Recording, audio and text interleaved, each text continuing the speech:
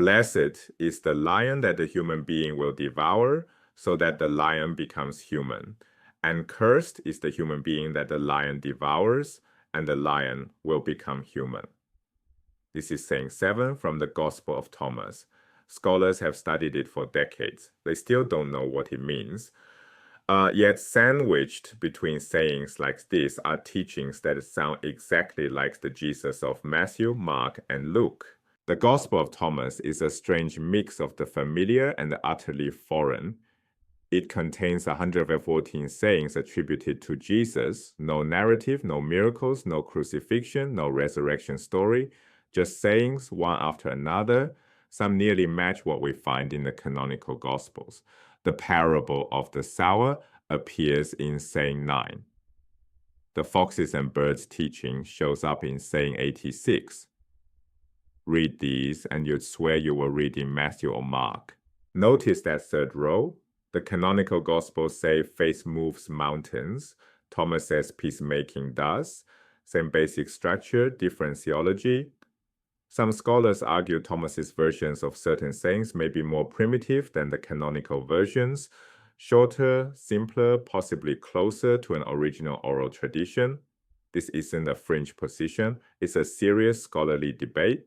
But then you turn the page and encounter something like this, teachings that feel like they're from a different religion entirely. Saying 113, the kingdom of the Father is spread out over the earth and people do not see it. This represents a fundamentally different understanding of the kingdom. The canonical Gospels, especially Mark, present an apocalyptic vision. The kingdom is coming. Watch for signs. The Son of Man will arrive on clouds.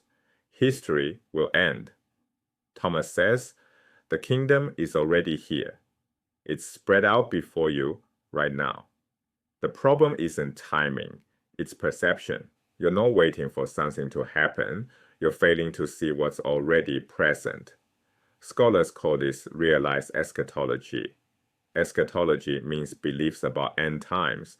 Thomas realizes the kingdom in the present moment. These aren't random differences. They reflect a coherent, if unfamiliar, theological vision built on several interconnected themes. First, dualisms, light versus darkness, spirit versus body. Saying 24 speaks of light within a person of light. Saying 29 describes spirit as great wealth dwelling in this poverty, the poverty being the body. Second, Gnosis, not intellectual knowledge, but transformative self-recognition. Saying 3, knowing yourself reveals you're children of the living Father. This self-knowledge is the path to the kingdom. Third, Thomas holds special authority as the disciple who truly understands. The dualism theme runs deep. Saying 61 speaks of the integrated person becoming full of light, while the divided person fills with darkness. Integration matters, wholeness matters. But there's a troubling dualism in saying 114. Peter says Mary should leave because women aren't worthy of life. Jesus responds that he will make her male so she can become a living spirit. Many modern readers find this disturbing, and they should. The text reflects ancient assumptions about gender that we rightly reject. Yet even here, scholars debate the meaning. Is this about transcending gender categories entirely? About spiritual transformation beyond bodily identity? The answers aren't clear. The discomfort remains legitimate. Thomas doesn't offer easy comfort on every page. Saying 13 reveals Thomas's special status. Jesus asks his disciples, "Compare me to something and tell me what I am like." Peter answers, "You are like a just angel." Matthew answers, "You are like an intelligent philosopher." Thomas answers, "Teacher, my mouth will not let me say what you are like." Jesus responds, "I am not your teacher. You have drunk from the bubbling spring I have measured out." Then Jesus takes Thomas aside and tells him 3 secret things. When Thomas returns, the other disciples ask, "What did Jesus say to you?" Thomas replies, "If I tell you one of the things he said to me, you will pick up stones and throw them at me, and a fire will come from the stones and consume you." Thomas knows something the others cannot handle. This scene positions Thomas as the disciple who truly gets it. Peter and Matthew offer reasonable answers, angel, philosopher. Thomas recognizes that Jesus transcends categories entirely. His mouth won't let him speak because language fails before the reality. The secret knowledge theme pervades Thomas. Gnosis isn't information you memorize, it's recognition that transforms you. Sayings 3 promises that self-knowledge reveals your divine origin. You discover you're children of the living Father. The kingdom isn't a place you go, it's a reality you wake up to. And waking up requires seeing yourself clearly, which means seeing your connection to the divine source. So what do we make of all this? Scholars occupy a spectrum. Some see Thomas as preserving early traditions that the canonical Gospels modified. Others view it as a later composition reflecting 2nd century theology. Most recognize it as a genuine window into early Christian diversity, evidence that not all Jesus followers agreed on what his message meant. Avoid 2 temptations. First, sensationalizing Thomas as the real Christianity they hid from you. Second, dismissing it as just weird heresy. Neither response takes the text seriously. Thomas shows us that early Christianity was messier, more diverse, and more contested than later orthodoxy suggests.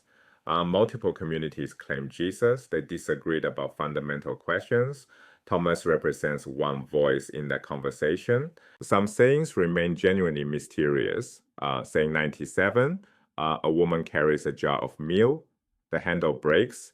The meal spills out behind her as she walks.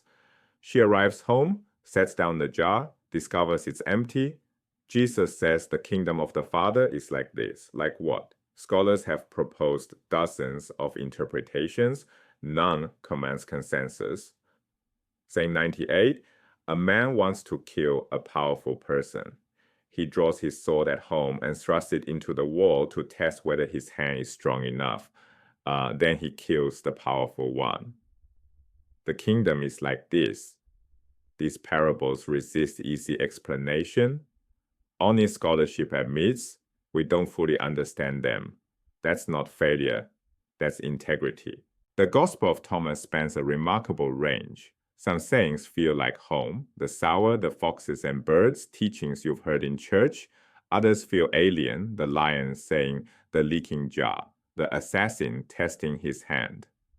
In between sits sayings that challenge familiar assumptions. The kingdom is present, not future. Self-knowledge reveals divine connection. Integration brings light. Division brings darkness. Thomas holds secrets the other disciples cannot bear.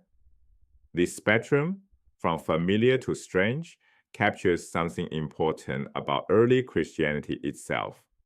The movement that became Christianity contained multitudes. Different communities preserved different traditions. They emphasized different aspects of Jesus' teaching. They disagreed about what mattered most. Thomas preserves one strand of that diversity. Reading it doesn't replace the canonical Gospels. It enriches our understanding of the broader landscape from which Christianity emerged. Read Thomas yourself. The full text takes about 30 minutes. Notice what feels familiar. You'll recognize more than you expect. Notice what feels strange. Let it sit with you. Notice what remains utterly puzzling. Join scholars in honest uncertainty. The Gospel of Thomas won't replace what you know about Jesus. It will complicate it. It will show you that the earliest Christians wrestled with the same questions we do. Who was Jesus? What did he mean? How do we find the kingdom? They didn't all agree. Thomas represents one answer, strange, challenging, and preserved for nearly 2,000 years in the Egyptian desert.